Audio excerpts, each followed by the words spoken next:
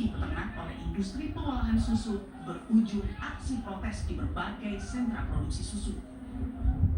Pihak industri mengklaim pembatasan itu mereka lakukan karena susu produksi peternak tidak memenuhi standar. Menurut Direktur Eksekutif Asosiasi Industri Pengolahan Susu Sony Effendi, susu produksi peternak lokal mengandung banyak campuran.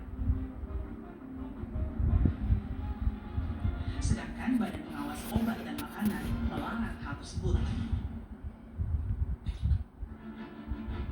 Para peternak mengakui produksi susu sapi lokal memang baru bisa mencukupi 20% untuk kebutuhan nasional, sehingga jumlah produksi dalam negeri yang masih minim itu justru seharusnya bisa terserap sepenuhnya.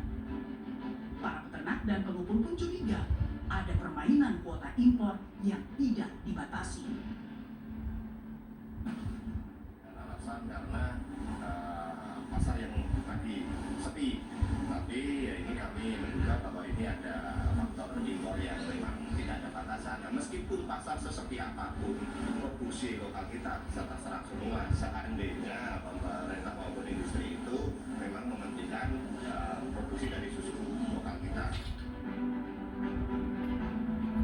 Kisru pembatasan kuota susu sapi lokal ini akhirnya sampai ke pemerintah pusat. Kementerian Pertanian akhirnya mempertemukan pihak peternak, pengepul, dan industri pengolahan susu sapi. Hasilnya, industri pengolahan susu diwajibkan menyerap seluruh susu produksi peternak dan tidak ada pembatasan kuota susu peternak. Kita tidak dibatasi kuotanya agar impor ini kita bisa kurangi. Berapa saja yang bisa diproduksi, kita bisa sampai produksi meningkat. Kemarin kan ada dibatasi dan seterusnya. Kami sudah minta tidak dibatasi produksi, tidak dibatasi kuota ke pabrik, sehingga meningkatkan pendapatan petani kita, kesejahteraan petani kita. Kacaunya regulasi serapan susu hasil peternak dalam negeri harus segera diatasi. Jangan sampai dibuat peternak sapi perah kita bernasib sama dengan industri yang kini perlahan mati akibat gempuran produk impor yang kebablasan.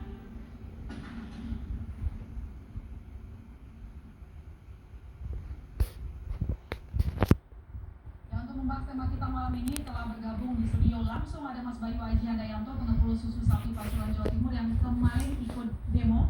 Selamat malam Mas Bayu. Selamat malam. Terima kasih telah bergabung bersama kami. Dan di studio juga sudah hadir ada Pak Agung Julianda, Direktur Jenderal Peternakan dan Kesehatan Hewan Kementerian Pertanian. Selamat malam Pak Agung. Oke, di sesi ini kita ingin mendengarkan dulu curhatan dari Mas Bayu sebagai perwakilan dari peternak sapi perah. Pertanyaan saya begini Mas, sengaja buang-buang susu, pembatasannya sudah separah apa sampai peternak begitu marah? Ya, sebetulnya fenomena ini tuh terjadi sejak Oktober 2023. Oktober 2023? Oktober, November, Desember 2023. Waktu itu saya dalam rentan waktu tersebut saya membuang susu dengan total kerugian kurang lebih 10 miliar. Jadi saya kebetulan peternak sapi perah sekaligus pengepul. Jadi saya punya farm sendiri. Saya ada kurang lebih populasi 2000 ekor. Tapi saya juga beli melalui masyarakat di desa-desa dan kumpulkan, saya jadikan satu, saya kirimkan ke industri yang ada di Jawa Barat. Pada waktu itu ketika peternak sudah menjual ke pengepul, ya kita harus bayar. Jadi pada waktu kerugian 10M itu saya tetap bayar walaupun susunya saya buang. Nah, kondisi tersebut sebetulnya sempat mereda di bulan Januari 2024 sampai September pertengahan kira-kira. Kami juga berdoa dan berharap semuanya lancar pada waktu itu, masih lancar. Tapi tiba-tiba di akhir September akhir itu sampai November awal terjadi kembali peristiwa yang hampir mirip dengan kejadian Oktober 2023. Jadi kita belajar dari pengalaman tahun sebelumnya, kita nggak mau terjadi lagi. Akhirnya kami terpaksa sebetulnya speak up-nya, terpaksa.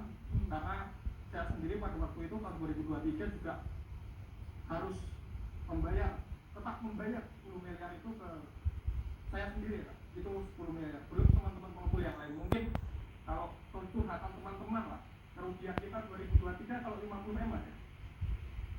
Dari total semua Jawa Tengah, Jawa Timur, dan beberapa Jawa Barat di atas itu. Besar sekali. Mas Bayu, tadi Anda mengatakan bahwa sampai Oktober 2023 tadi sempat membaik di bulan Januari sampai September 2024. Yang kami tahu bahwa sebenarnya seringkali terjadi ketika peternak membuang susu, misalnya ketika harga jatuh atau kemudian kemarin ada penyakit hewan. Tetapi terkait dengan pembatasan terhadap industri, apakah memang baru kali ini? Tahun kemarin seperti itu, lalu diulangi lagi tahun ini. Jadi selama saya menjalani bisnis ini, jual beli susu dengan industri dari 2018 akhir, kita beberapa kali, jadi penolakan itu hal biasa buat kita. Tapi ketika sudah berbicara kuota yang terjadwal berbulan-bulan, ini sudah terjadi dari tahun kemarin dan diulangi lagi tahun ini. Tentu kita sebagai orang yang berusaha di bidang itu tentu nggak akan kuat lah lama-lama. Oke, Mas Bayu, begini, alasan industri tidak menerima susu petani lokal berkaitan dengan standar keamanan katanya. Saya akan bacakan pernyataan dari Direktur Eksekutif Asosiasi Industri Pengolahan Susu (IDPS) Sony Effendi. Dia mengatakan, jadi jangan ditambah air, jangan ditambahin kayak minyak goreng, jangan ditambahin sugar syrup, jangan ditambahin karbonat, jangan ditambahin hidroksid, peroksid, kayak gitu-gitu kan. Jadi kami industri wajib menjaga karena standarnya BPOM itu nggak boleh ada bahan ini di dalam susu. Apakah benar banyak peternak mencampur susu murni dengan bahan-bahan yang lainnya?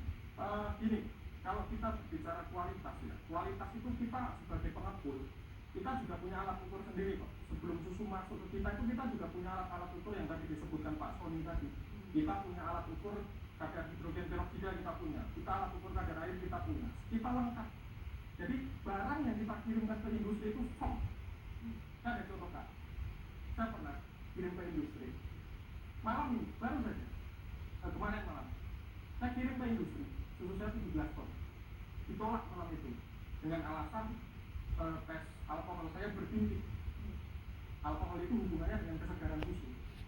Terus saya balik ke garasi saya, di dekat-dekat industri saya punya garasi. Paginya saya kirim dengan barang yang sama yang ditolak tadi malam, lolos tadi pagi. Kan ini bukan masalah kualitas, ini masalah kuantitas yang mereka terima itu. Hari ini tidak ada regulasi yang jelas, tapi ya kita bersyukurlah kemarin Pak Menteri, Pak Dirjen, terima kasih banyak, kita sudah dipayungi secara hukum. Dengan terbitnya Perpres, saya kira semua permasalahan ini bisa selesai. Jadi menurut Anda Asosiasi Industri Pengolahan Susu, Pak Sony, mengada-ngada alasannya? Ya mengada-ngada, karena yang mengecek itu kan QC dari industri. Kita perjalanan 20 jam loh. Kalau dari Jawa Timur ya, kalau dari Jawa Tengah itu 11 jam. Sampai sana mereka ada alat ukur. Tapi ya, sebelum susu kita itu masuk ke industri, kita juga cek ulang.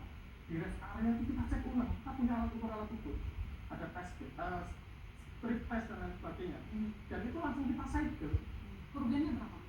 Ya kalau satu truk ditolak itu bisa 120 juta, itu satu truk aja. 120 juta, biasanya kirim berapa truk? Saya kalau per hari bisa 3-4 truk. 3-4 truk per hari? Per hari. Lebih dari 1,5 miliar? Ya. Dalam sehari? Dalam sehari omsetnya. Oke, baik. Saudara, aturan pembatasan serapan susu sapi lokal diprotes peternak. Lalu siapa yang sebenarnya memberikan izin industri membatasi kuota susu lokal? Kami kembali sesaat lagi.